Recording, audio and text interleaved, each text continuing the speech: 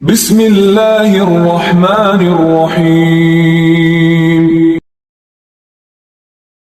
سالم نے خبر دی، انہوں نے عبداللہ بن عمر رضی اللہ عنہ سے انہوں نے کہا، میں نے آن حضرت صلی اللہ علیہ وسلم سے سنا، آپ فرماتے تھے تم میں سے ہر کوئی نگہبان ہے اور اپنی رعیت کے بارے میں پوچھا جائے گا، حاکم بھی نگہبان ہے اور اپنی رعیت کے بارے میں پوچھا جائے گا، اور مرد اپنے گھر والوں کا نگہبان ہے اور اپنی رعیت کے بارے میں پوچھا جائے گا، اور عورت اپنے خاوند کے گھر کی نگہبان ہے، اپنی رعیت کے بارے میں پوچھی جائے گی، اور غلام اپنے صاحب کے مال کا نگہبان ہے اور اپنی رعیت کے بارے میں پوچھا جائے گا۔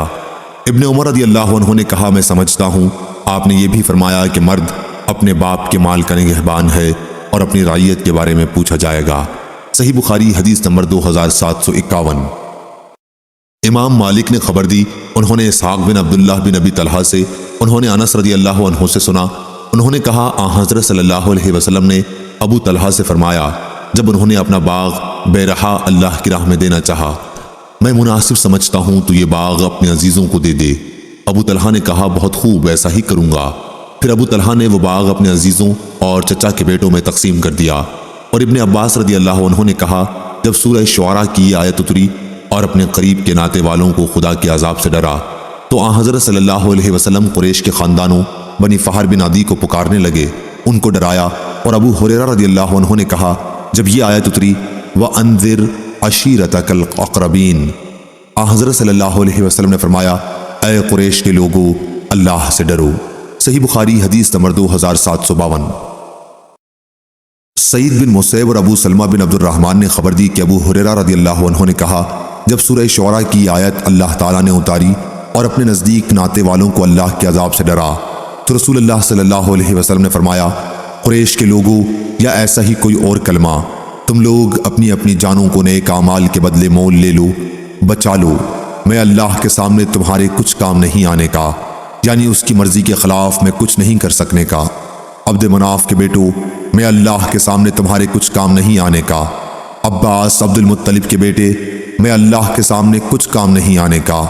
صفیہ میری پھوپھی، میں اللہ کے سامنے تمہارے کچھ کام نہیں آنے کا۔ فاطمہ رضی اللہ عنہا، بیٹی تو چاہے میرا مال مانگ لے لیکن اللہ کے سامنے تیرے کچھ کام نہیں آئے گا۔ ابو الیمان کے ساتھ حدیث کو اسبغ نے بھی عبداللہ بن وہب سے، انہوں نے یونس سے، انہوں نے ابن شہاب سے روایت کیا۔ صحیح بخاری حدیث نمبر 2753۔ ابو ایوانہ نے بیان کیا، ان سے قتادہ نے اور ان سے انس رضی اللہ عنہ نے، کہ نبی کریم صلی اللہ علیہ وسلم نے دیکھا کہ ایک شخص قربانی کا اونٹ ہانکے لیے جا رہا ہے۔ آن حضرت صلی اللہ علیہ وسلم نے اس سے فرمایا کہ اس پر سوار ہو جا۔ اس صاحب نے کہا کہ یا رسول اللہ، یہ قربانی کا اونٹ ہے۔ آپ نے تیسری یا چوتھی بار فرمایا، افسوس، سوار بھی ہو جا، یا آپ نے ویلکا کے بجائے ویحکا فرمایا، جس کے معنی بھی وہی ہیں۔ صحیح بخاری حدیث نمبر 2754۔ امام مالک نے بیان کیا، ان سے ابو زناد نے، ان سے اعرج نے اور ان سے ابو ہریرہ رضی اللہ عنہ نے، کہ رسول اللہ صلی اللہ علیہ وسلم نے دیکھا کہ ایک صاحب قربانی کا اونٹ ہانکے لیے جا رہے ہیں۔ آپ نے فرمایا کہ اس پر سوار ہو جا، لیکن انہوں نے معذرت کی کہ یا رسول اللہ صلی اللہ علیہ وسلم، یہ تو قربانی کا ہے۔ آپ صلی اللہ علیہ وسلم نے پھر فرمایا کہ سوار بھی ہو جا۔ افسوس، یہ کلمہ آپ صلی اللہ علیہ وسلم نے تیسری یا چوتھی مرتبہ فرمایا تھا۔ صحیح بخاری حدیث نمبر 2755۔ ابن جریج نے خبر دی، کہا کہ مجھے یعلی بن مسلم نے خبر دی، انہوں نے اکرمہ سے سنا، وہ بیان کرتے تھے کہ ہمیں ابن عباس رضی اللہ عنہ نے خبر دی کہ سعد بن عبادہ رضی اللہ عنہ کی ماں عمرہ بنت مسعود کا انتقال ہوا اور وہ ان کی خدمت میں موجود نہیں تھے۔ انہوں نے آ کر رسول اللہ صلی اللہ علیہ وسلم سے پوچھا، یا رسول اللہ صلی اللہ علیہ وسلم، میری والدہ کا جب انتقال ہوا تو میں ان کی خدمت میں حاضر نہیں تھا، کیا اگر میں کوئی چیز صدقہ کروں تو اس سے انہیں فائدہ پہنچ سکتا ہے؟ آپ صلی اللہ علیہ وسلم نے اس بات میں جواب دیا تو انہوں نے کہا کہ میں آپ کو گواہ بناتا ہوں کہ میرا مخراف نامی باغ ان کی طرف سے صدقہ ہے۔ صحیح بخاری حدیث نمبر 2756۔ عبد الرحمن بن عبداللہ بن کعب نے خبر دی اور ان سے عبداللہ بن کعب نے بیان کیا کہ میں نے کعب بن مالک رضی اللہ عنہ سے سنا، وہ بیان کرتے تھے کہ میں نے عرض کیا، یا رسول اللہ، میری توبہ غزوہ تبوک میں نہ جانے کی قبول ہونے کا شکرانہ یہ ہے کہ میں اپنا مال اللہ اور اس کے رسول صلی اللہ علیہ وسلم کے راستے میں دے دوں۔ آپ نے فرمایا کہ اگر اپنے مال کا ایک حصہ اپنے پاس ہی باقی رکھو تو تمہارے حق میں یہ بہتر ہے۔ میں نے عرض کیا کہ پھر میں اپنا خیبر کا حصہ اپنے پاس محفوظ رکھتا ہوں۔ صحیح بخاری حدیث نمبر 2757۔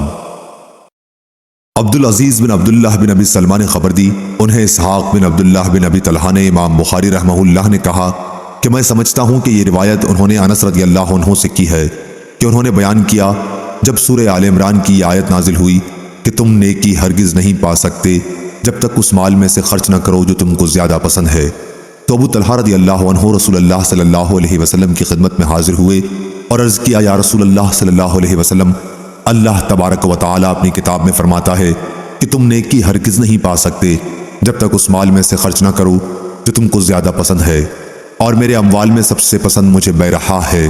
بیان کیا کہ بیرحا ایک باغ تھا، رسول اللہ صلی اللہ علیہ وسلم بھی اس میں تشریف لے جایا کرتے، اس کے سائے میں بیٹھتے اور اس کا پانی پیتے۔ ابو طلحہ نے کہا کہ اس لیے وہ اللہ عز و جل کی راہ میں صدقہ اور رسول اللہ صلی اللہ علیہ وسلم کے لیے ہے، میں اس کی نیکی اور اس کے ذخیرہ آخرت ہونے کی امید رکھتا ہوں، بس یا رسول اللہ صلی اللہ علیہ وسلم جس طرح اللہ آپ کو بتائے اسے خرچ کیجئے۔ رسول اللہ صلی اللہ علیہ وسلم نے فرمایا، واہ واہ، شاباش ابو طلحہ، یہ تو بڑا نفع بخش مال ہے، ہم تم سے اسے قبول کر کے پھر تمہارے ہی حوالے کر دیتے ہیں، اور اب تم اسے اپنے عزیزوں کو دے دو۔ چنانچہ ابو طلحہ رضی اللہ عنہ نے وہ باغ اپنے عزیزوں کو دے دیا۔ انس رضی اللہ عنہ نے بیان کیا کہ جن لوگوں کو باغ آپ نے دیا تھا ان میں ابی اور حسان رضی اللہ عنہ تھے۔ انہوں نے بیان کیا کہ حسان رضی اللہ عنہ نے اپنا حصہ معاویہ رضی اللہ عنہ کو بیچ دیا، تو کسی نے ان سے کہا کہ کیا آپ ابو طلحہ رضی اللہ عنہ کا دیا ہوا مال بیچ رہے ہیں؟ حسان رضی اللہ عنہ نے جواب دیا کہ میں کھجور کا 1 سا روپوں کے 1 سا کے بدل کیوں نہ بیچوں۔ انس نے کہا یہ باغ بن حدیلہ کے محلے کے قریب تھا جسے معاویہ رضی اللہ عنہ نے بطور قلعے کے تعمیر کیا تھا۔ صحیح بخاری حدیث نمبر 2758۔ ابو ایوانہ نے بیان کیا ابو بشر جعفر سے، ان سے سعید بن جبیر نے اور ان سے ابن عباس رضی اللہ عنہ نے فرمایا کہ کچھ لوگ گمان کرنے لگے ہیں کہ یہ آیت جس کا ذکر عنوان میں ہوا میراث کی آیت سے منسوخ ہو گئی ہے۔ نہیں، قسم اللہ کی آیت منسوخ نہیں ہوئی، البتہ لوگ اس پر عمل کرنے میں سست ہو گئے ہیں۔ ترکے کے لینے والے 2 طرح کے ہوتے ہیں، ایک تو وہ جو خود وارث ہوں، اس کو تو چٹانے کا حکم ہے، عزیزوں، یتیموں اور محتاجوں کو جو تقسیم کے وقت آ جائیں۔ دوسرا جو خود وارث نہ ہو، اس کو نرمی سے جواب دینے کا حکم ہے، وہ یوں کہے، میاں میں تم کو دینے کا اختیار نہیں رکھتا۔ صحیح بخاری حدیث نمبر 2759۔ امام مالک نے بیان کیا، ان سے ہشام نے، ان سے ان کے باپ نے اور ان سے عائشہ رضی اللہ عنہا نے کہا کہ ایک صحابی سعد بن عبادہ نے رسول اللہ صلی اللہ علیہ وسلم سے کہا کہ میری والدہ کی موت اچانک واقع ہو گئی، میرا خیال ہے کہ اگر انہیں گفتگو کا موقع ملتا تو وہ صدقہ کرتی، تو کیا میں ان کی طرف سے خیرات کر سکتا ہوں؟ آپ صلی اللہ علیہ وسلم نے فرمایا کہ ہاں، ان کی طرف سے خیرات کر۔ صحیح بخاری حدیث نمبر 2760۔